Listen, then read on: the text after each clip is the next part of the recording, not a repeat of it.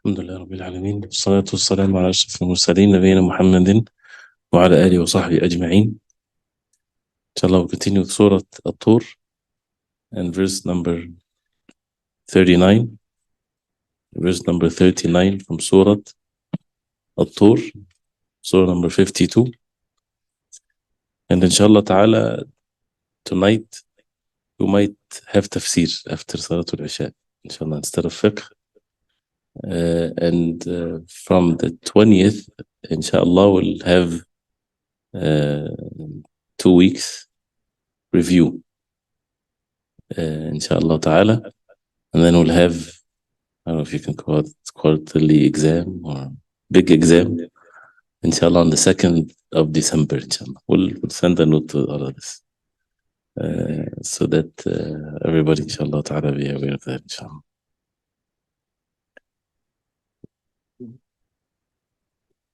Ayah number 39. أعوذ بالله من الشيطان الرجيم.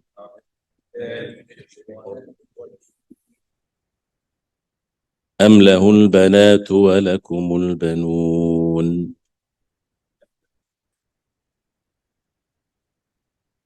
أم له البنات ولكم البنون.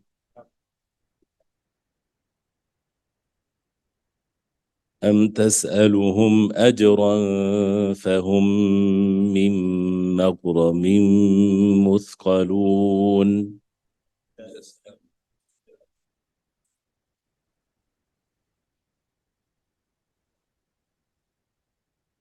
أم تسألهم أجرا فهم من مغرم مثقلون.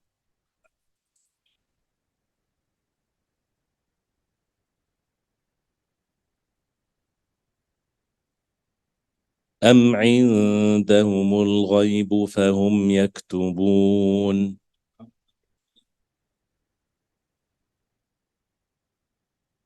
أم عندهم الغيب فهم يكتبون.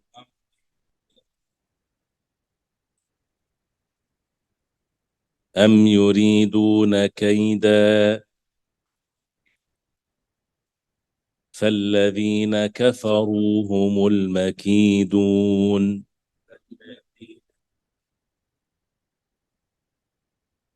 أم يريدون كيدا فالذين كفروا هم المكيدون.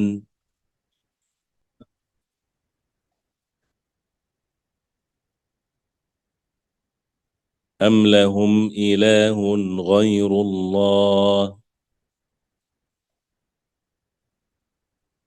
أم لهم إله غير الله. سبحان الله عما يشركون. سبحان الله عما يشركون.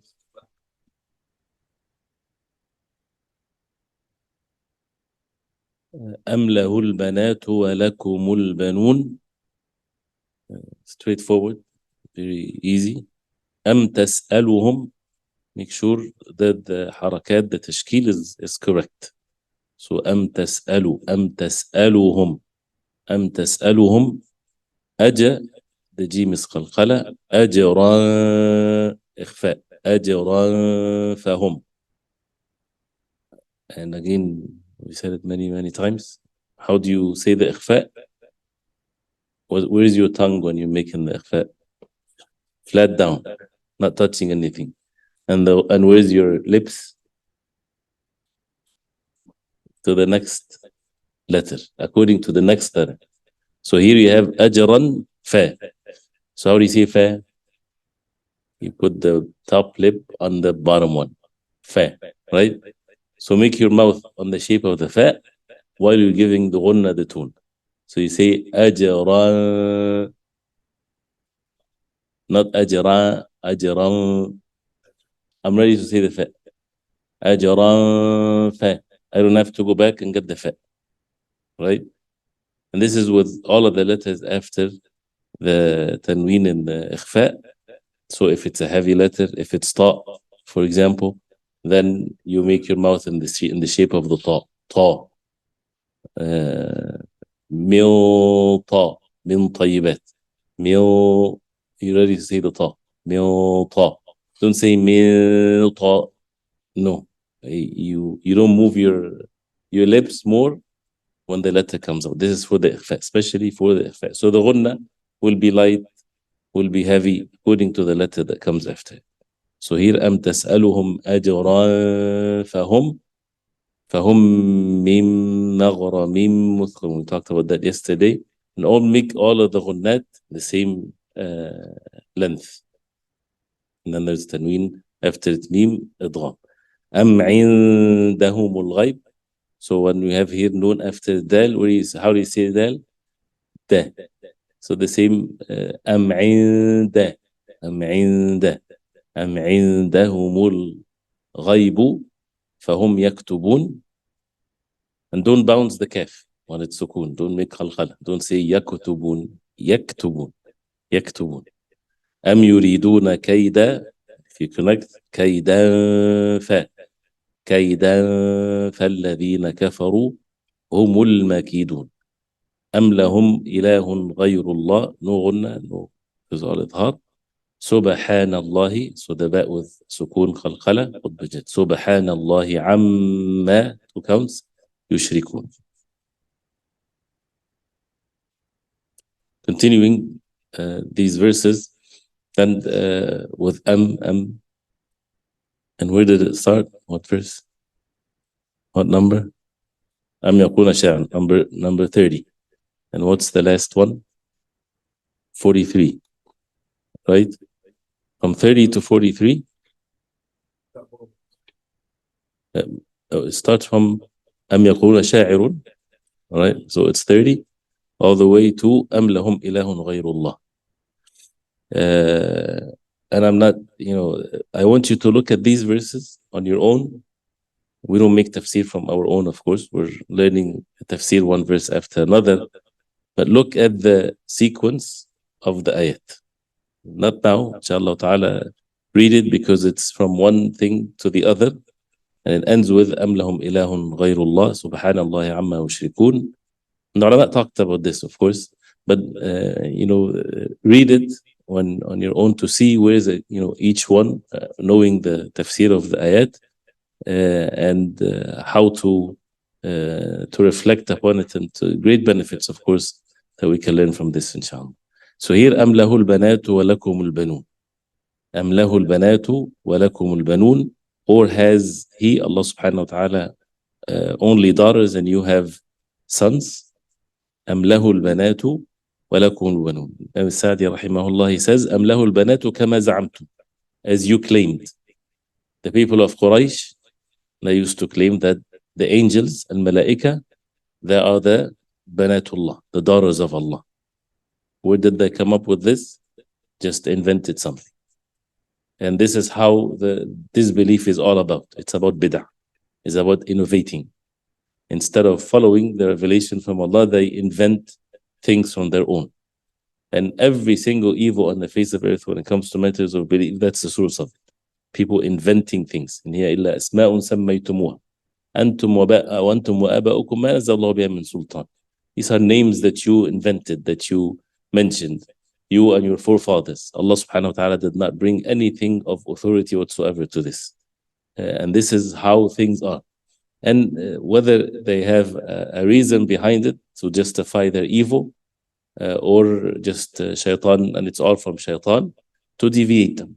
As mentioned before, one of the reasons why they would kill their daughters when they're born, if they find out that she's a female, to justify it to themselves, because no normal human being would want to kill a human being like that. His own daughter, he would kill her. And I keep on repeating this because this is a clear evidence of how human beings can reach the worst level of evil, and to themselves they think it's okay. They justify it to themselves. You look at them from a distance, you see how horrible that is, how evil they are. But to himself, he has to do something so that he doesn't feel of himself as being a terrible person. So it has to be justified. How can that be justified? they are the daughters of Allah. That's what they say. So when they kill their daughters, yes, it's because of the shame and things like this. They can't say that all the time. So they would say, these are the daughters of Allah. We are sending them to Allah subhanahu wa ta'ala. So to the people at their time, it's not something evil, because this is, they're doing something good. So that's what the ayah refers to, inventing matters of belief. أَمْ لَهُ الْبَنَاتُ. So, or to Allah subhanahu wa ta'ala is the banat, the daughters. وَلَكُمُ الْبَنُونَ. And for you are the sons. And this is one of the ways of refuting the opponent with what they think, even though it's wrong. Right? So, and as Sheikh Sam Tamir, rahimahullah, which is a very obvious thing, anyone upon al-batil, falsehood, whatever he says, the evidence against his falsehood is from his own speech. They would say things that would be clear that they are refuting themselves. This is how the way of Allah subhanahu wa ta'ala on earth. But it requires some knowledge for a person to say that. And that's why every even deviant innovator in the deen, unless you would find that from his own speech, from their own deviant beliefs, is an evidence against them. So here, they would do this, and they themselves, the people of Quraysh, they claim clearly that the boys are better than the girls. So they choose for them what is best, or what they consider to be better for them, and they leave to Allah subhanahu wa ta'ala the least of the two kinds, according to them. Right? To Allah subhanahu wa ta'ala, everyone is the same when it comes to their obedience to Allah, righteousness, being addressed with matters of the deen, entering Jannah of Allah subhanahu wa ta'ala. But of course, there are differences between men and women. Physically, they're different. Mental capacity, they're different. And things like that. And that's why specific jobs are given to them according to how Allah subhanahu wa ta'ala created them. But the disbelievers, they already decided that the boys to them are more preferred than the girls. So from that evil perspective, right, this is evil. This is wrong for them. But still, from their evil perspective, so if you truly claim that you love Allah subhanahu wa ta'ala, give to Allah subhanahu wa ta'ala the best, what's best for you. So as if the verse is saying, give Allah the boys, because you prefer the boys over the girls. So kill your boys instead of killing your girls. Right? And this is, as it's mentioned also, تِلْكَ إِذًا قِسْمَةٌ ضِيزَةٌ. This is an unfair share that you're claiming. Even from your own words, your false laws that you invented, you are not applying it. Do you see that clear in the world that we live in today? They make up their own ways, and then they go against their own even rules that they apply if they see that it's not going into their favors. So this is always the ways of the people of falsehood. The people of the haqq, they would apply the haqq to the truth even if it's against themselves. So أَمْ لَهُ الْبَنَاتُ وَلَكُمُ الْبَنُونَ, as you claim, وَلَكُمُ الْبَنُونَ, and for you are the banun, which is the males or the boys or the men. فَتَجْمَعُونَ بَيْنَ الْمَحْذُورَيْنِ. So you have both of what you should avoid. جَعْلُكُمْ لَهُ الْوَلَدِ وَاخْتِيَارُهُمْ لَهُ أَنْقَصُ الصِّنْفَيْنِ. That you choosing for yourself the less of the two kinds. Choosing for Allah subhanahu wa ta'ala. وَاخْتِيَارُكُمْ لَهُ. So you keep for yourself the best of the two kinds, and you give Allah subhanahu wa ta'ala the worst of the two kinds, according to what they say.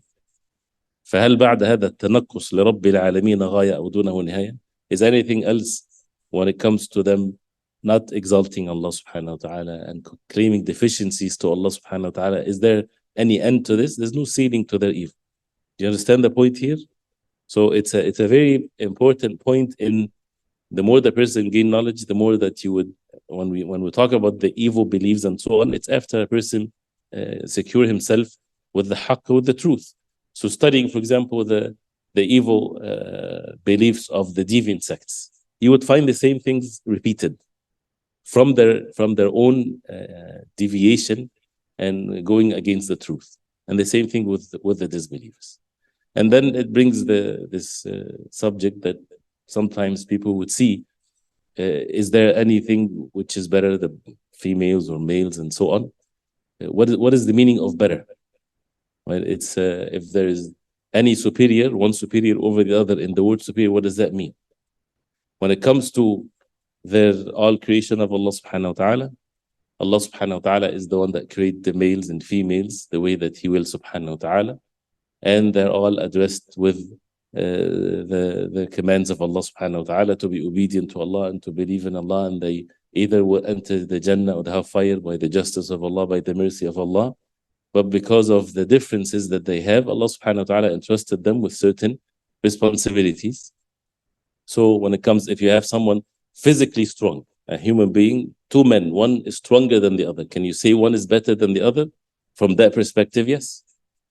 Because his benefit, if it's used in the right way, of course, if it's used in the wrong way, then he's worse than the other. But from that perspective, yes.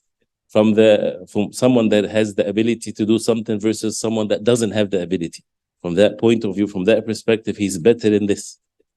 So, but not in the absolute sense, where, of course, there's no evidence of that. And the Prophet ﷺ, he would love having daughters than even the boys, as it's mentioned in some of the hadith. And the rewards of the one that has, if he has 3 daughters, he will be hijab for him, barrier for him from the hellfire. And a woman asked the Prophet ﷺ, if it's 2, he said, if it's 2. And as the narrator of the hadith says, that if he was asked if it's 1, he said it would also be 1. That means there is more virtue in raising females than the rewards of raising boys. And you have, for example, there's things permissible for women that is not permissible for men. Silk is permissible for women to wear. It's haram for men. Gold is permissible for women to wear. It's haram for men. Right? Even in the tarbiyah, in raising our children, you raise the girls different than you raise the boys. Yes, we say it like this. You never hit the girl when you're punishing her. Never. You never spank your girl when you're punishing her. And this is the ulama, they said that from the early generations of Islam. The boys, he needs to be tough. So, because he has to face different challenges than what the girls would face. So sometimes you have to be, of course, you have to be just with all of them. You don't give one candy and not the other one and things like this. But when it comes to the way that you want them to be, therefore the raising them will be slightly different. This is in the subject of the tarbiyah. But we still want to be brief, inshallah. So you can go on to show how evil in their foolishness, and the same thing goes with أحلامهم أم تأمرهم أحلامهم بهذا. This is their minds, this is their reason, are commanding them to do these types of foolish things, and the like of that. أم له البنات ولكم البنون. And the next ayah, أم تسألهم أجرا فهم من مغرم مثقلون. Or is it that you, O Muhammad sallallahu alaihi wasallam, ask a wage from them so that they are burdened with a load of debt? أم تسألهم أجرا. Why they're acting like this? Why they're opposing the haqq, the truth, when the Prophet ﷺ is not asking for anything from them. He's not asking their wealth, asking a status among them. He's calling them to what's best for them, to say La ilaha illallah and to believe in Allah. And there's no compulsion even in matters of deen. So أم تسألهم, or are you asking them, O Messenger of Allah, أجرا. Ajran is a wage, something that you get in return of a job that you give. Ajran ala tabligh al-risala, you're asking them for a wage because you're conveying the message to them. Of course, the answer is no. قُلْ مَا أَسْأَلُكُمْ عَلَيْهِ مِنْ أَجْرٍ. I don't ask you for ajr. I don't ask you for a wage or money or status whatsoever. وَمَا أَنَا مِنَ الْمُتَكَلِّفِينَ. And I'm not making up something for you. The matter is that is all from Allah subhanahu wa ta'ala. فَهُمْ. So if you ask them for a wage, فَهُمْ مِنْ مَغْرَمٍ مُثْقَلُونَ. So therefore they are from maghram. Last night we talked about the gharimun, one of the people that you can give zakah money to. Al-gharimun, those who incur debt upon themselves. So maghram. So فَهُمْ مِنْ مَغْرَمٍ. They have a debt. Muthqalun, heavy with debt to you because they have to give you your wage because you asked them for it. Of course, the answer is not. He never asked you for anything. So why you're acting like this? Why you're rejecting the truth? And the matter is completely the opposite. He does not ask for anything for them. He wants what is best for them. And the word maghram is not just that, by the way. It's any jinaya ala al-mal, anything that is when it comes to a penalty over one's wealth. That means you have to give something from your wealth as a result of something, whether it's a debt or, for example, if you break the law and you have to give a fine, that's also from al-ghurma. This is from, you have to give money as a result of an action that you did, or you took loan and you have to pay it back. It's always heavy because human beings are greedy by nature. So if you stop for a ticket, you're not like, oh, I'm very happy to give, the fine. I love that. So that people would, that's why they make it like that, so that people would not break the law, because they know the greed of the people. People don't like to pay anything from their money unless it's for the sake of Allah subhanahu wa ta'ala, if a person is a believer. So فهم من مغرم مثقلون, from a thiqal, heaviness. So they are in that state. He says ليس الأمر كذلك. The matter is not like this. بل أنت الحريص على تعليمهم. You are the one that is eager to teach them. تبرعا من غير شيء. تبرعا, like a person doing something, volunteering for it without anything or waiting for any return. بل تبذل لهم الأموال الجزيلة. Rather, you're giving them lots of wealth. على قبول رسالتك, for them to accept even the message, والاستجابة لأمرك, and for them to accept it and to follow the da'wah. وتعطي المؤلفة قلوبهم, and you give the مؤلفة قلوبهم, those who are still in the state of disbelief, as we mentioned also with matters of zakah, so that ليتمكن العلم والإيمان من قلوبهم, for the knowledge and الإيمان to be well established in the hearts to listen to the truth. Imagine a scenario like this. Someone doesn't want to listen to your message. You want to invite someone, you want to tell someone, I want you to read this verse in surah in the Quran, please read. No, I'm not going to read it. If I give you $10, would you read it? You can do that. I mean, you're not bribing him to accept anything. But what if it's like this? And then I want you to read it, and it's up to you. But why don't you want to read it? Right? So if you do something, act of kindness, so that the people would listen to you, there's nothing wrong. This is a good thing. You want what is best for them, but they're not listening. So all I want you to listen to what I say. That's it. And that's the da'wah. And that's why the wisdom and the mercy and the kindness, all of that for people, just to convey the message. And the Prophet ﷺ would go to the people and he said, let me convey my message to the people. Do not prevent me from conveying the message. So the chiefs of Quraysh or whatever tribe, they want to stop him. They would prevent him from doing this. And he would go to the people just conveying the message to them. He's not doing anything. He's just conveying the message to them. أم تسألهم أجرا فهم من مغرم مثقلون أم عندهم الغيب فهم يكتبون.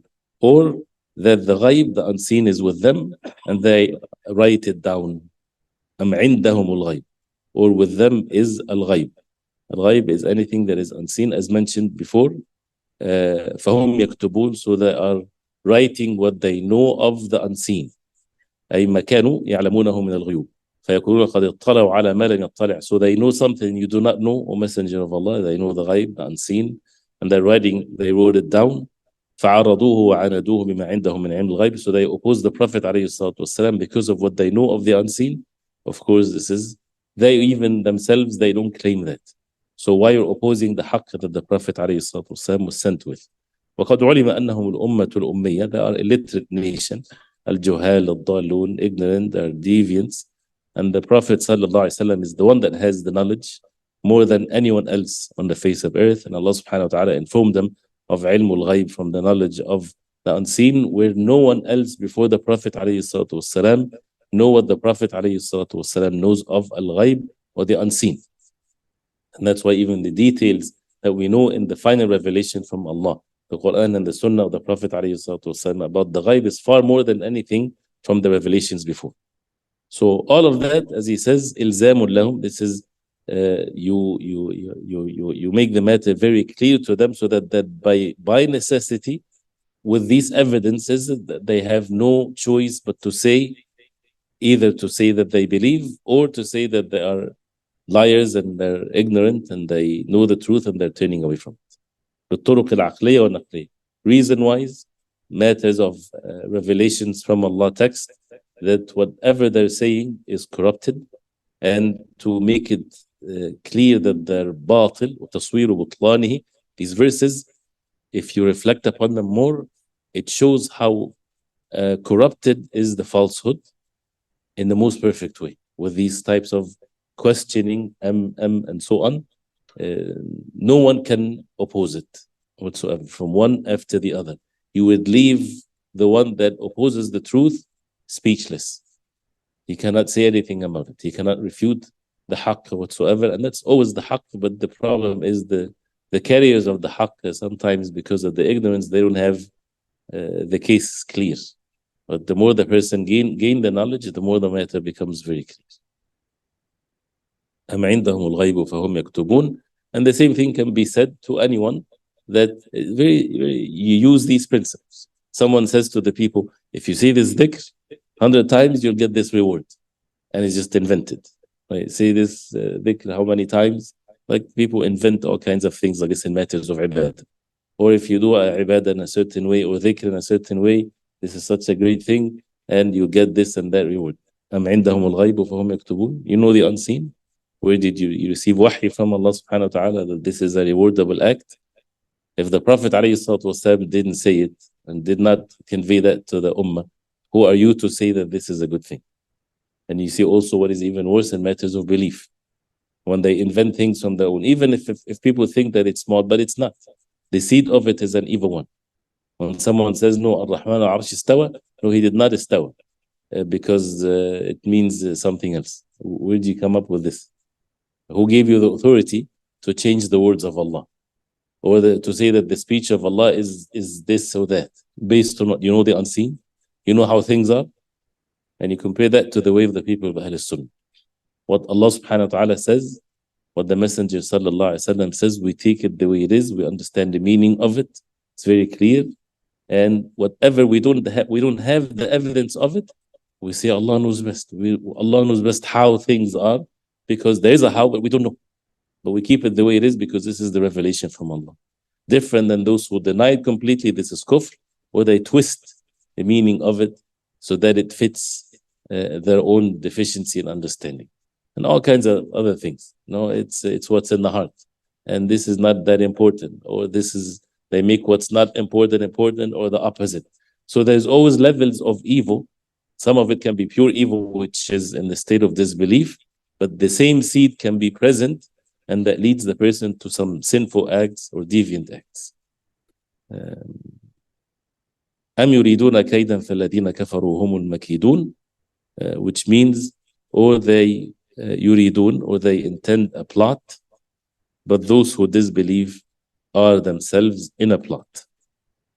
أم يريدون كيدا, or are they intend kaidan? Al-kaid is the plot against the Prophet ﷺ, against the haqq, the truth that Allah subhanahu wa ta'ala revealed.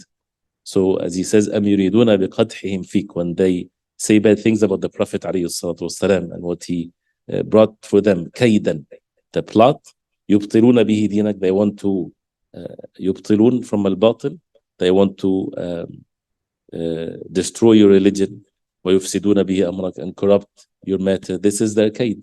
Their plot is not to harm the Prophet ﷺ only as an individual, but is to oppose the haqq, the truth, to destroy the truth. That's why they plot. And the plot is not always obvious to the other side. When you're plotting is different than what you say clearly. So they would take all kinds of means and measures that some of the foolish, or many of them, or the people without knowledge, they might be deceived by their plots. But the believers, if they read the Quran and the Sunnah of the Prophet ﷺ, they take precautions because they know. So أَمْ يُرِيدُونَ كَيْدًا, and their kaid is mentioned throughout the Quran. وَإِنْ كَانَ مَكْرُهُمْ لِتَزُولَ مِنْهُ الْجِبَالِ, that the mountains even would move from its place. And إِنَّهُمْ يَكِيدُونَ كَيْدًا, they yakidun, the disbelievers, they plot a very strong plot Not every single individual of them, but this is those who oppose the evil, they would do these means. But then the glad tidings is فَالَّذِينَ كَفَرُوا هُمُ الْمَكِيدُونَ. Indeed, the disbelievers are the ones al-makidun. Those are the ones that are plotted against in reality. They're plotting against themselves. Basically, that's what the verse says. They're plotting to oppose the truth, to destroy the truth. So what's going to happen? It's going to return against them. So they're plotting against their own self. The same way what Pharaoh did, he's plotting against the people of Bani Israel. So kill all of their children, take all of their women to be servants. Allah subhanahu wa ta'ala's plan is to oppose this plot, is making Pharaoh raise Musa alayhi salam, which is the one that will destroy the mulk of Pharaoh. There is no one can ever on the face of earth make a plan, or from the human perspective, you cannot make a plot that long and that in such a way where we're a human being. It's all, if Allah subhanahu wa ta'ala decree something, He will make the means to it in a way that is so hidden that no one would be able to foresee that it's happening. And they would see from their own perspective, as from the human level, there is no way any change will happen. This is going to be the worst situations ever, forever. And there is already a plan is happening by Allah subhanahu wa ta'ala, opposite to what people might think. It's not going to be the way that they put things together and the reason of the human beings. No, the plan from Allah subhanahu wa ta'ala is completely different. You imagine the evil ones, they hide their plans, and they're so evil in this. So imagine Allah subhanahu wa ta'ala when His plan is hidden from them and from everyone. And He's the one that no one is the like of Him. So how the believers can their hearts rely upon other than Allah subhanahu wa ta'ala?